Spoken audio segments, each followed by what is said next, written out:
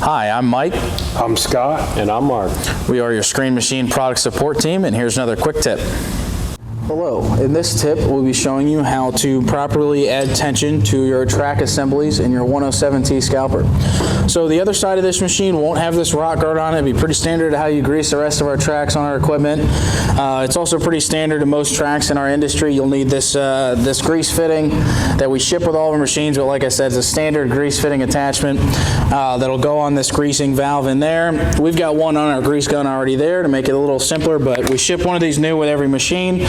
Pretty standard across the industry, but if you need one, you will need this grease fitting here. So what we've done here, you'll need to remove this access panel here. On this side of the machine, we've got a couple access panels that let you get into maintenance areas of the tracks in case you need to. So we've got one access panel here that gets you that greasing valve. Got another access panel back there that'll get you to planetary gearbox area in case you need to get in there. So all you'll need, 1 1/8 wrench. I've already removed the 2 lower bolts down here. I'll go ahead, there's a hole in the center here that you can hold the plate up with your finger. Go ahead and take the rest of the bolts out. It's not very heavy. You won't have to worry about any of that, dropping or anything. Go ahead and lower it down. Get it with my other hand there. You can see it's got welded nuts on the back side. That's why these bolts, you don't need nuts. It's just a lock washer and a washer on there. Set that plate aside. Like I said, you'll need this grease fitting here. There's a hole directly right behind here. If you reach in there, you'll be able to feel your greasing valve right in there. So what we're going to do, our wheel assembly is on that side of the track. When you pump grease on it into it, it extends the track. Track pads will be about right here.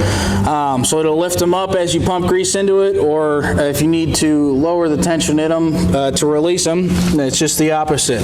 So what we will do, you'll need to just let grease out of there if you loosen it up and let grease out of there in case you need to detension it. But what we're going to do now is we're going to act like we're tensioning it. So you can see you've got an open end on this grease fitting and a closed end. You'll put the closed end past the grease valve, then you'll push it on the grease valve, pull it all the way towards you till it really locks on there. You'll notice if it doesn't lock on or doesn't seat on there, you'll see grease leaking out or anything like that. If it's not on there all the way, they won't be pumping up. Every pump that you put in there, you should actually see those tracks go up a little bit. So it's a little harder because you got to look through a hole on this side, but it's still pretty easy to do. So I go ahead and put this through there, past that grease valve. Now you can kind of line it up with the back side of it, pull it all the way towards you. It's all the way on there. It's seated nice and good. Go ahead and put a pump in there. Make sure nothing's leaking out. I don't see any grease dripping. I'm going to just kind of feel around that valve. I don't feel any grease, don't have anything, so the grease went in there and pumped the track up nice and good. Once you're at your desired setting, just push it away from you like that, off of the valve, pull it out towards you. Right there, we've got that out.